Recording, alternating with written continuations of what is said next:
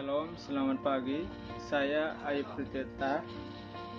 Di sini saya akan menjelaskan pathway diagnosa dan intervensi keperawatan pada anak tentang obesitas pada anak.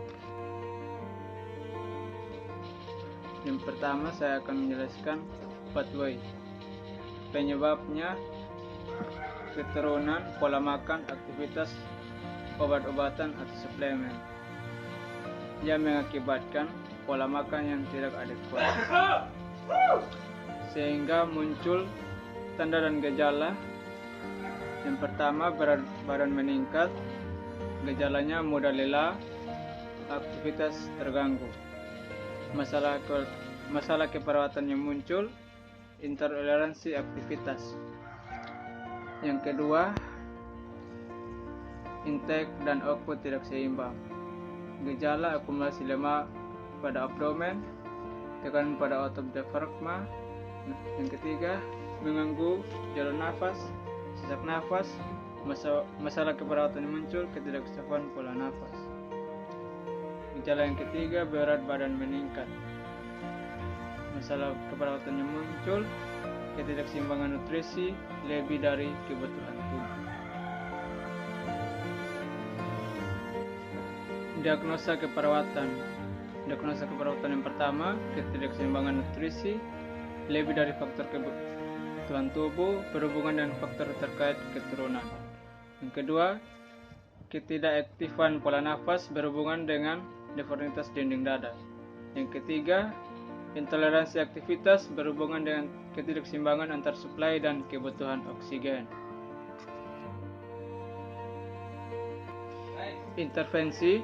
Diagnosa yang pertama, ketidakseimbangan nutrisi lebih dari kebutuhan tubuh berhubungan dengan faktor terkait keturunan. NOK.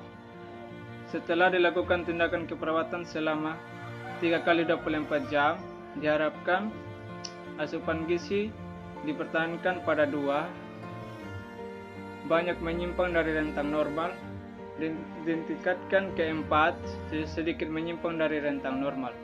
NIK.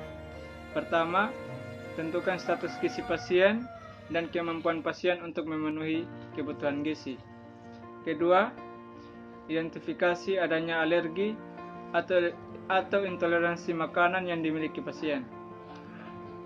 Yang ketiga, tentukan jumlah kalori dan jenis nutrisi yang dibutuhkan untuk memenuhi persyaratan gizi. Keempat, atur diet yang diperlukan.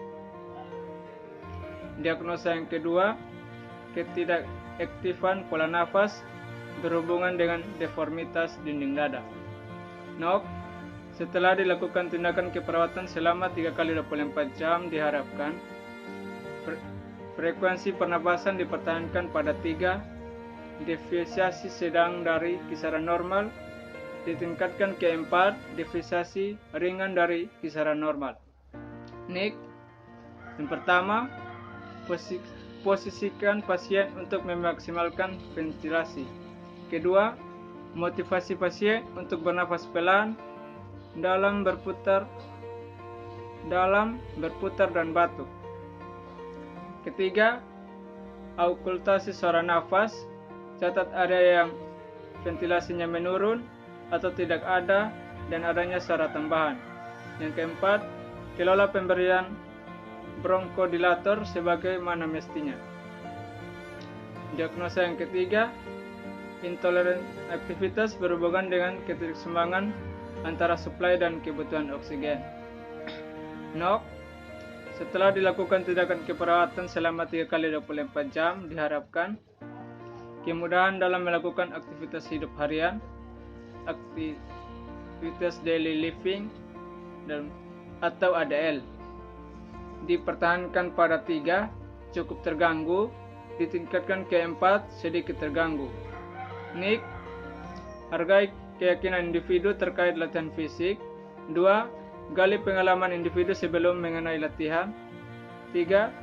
Dukung ungkapan perasaan mengenai latihan atau kebutuhan untuk melakukan latihan.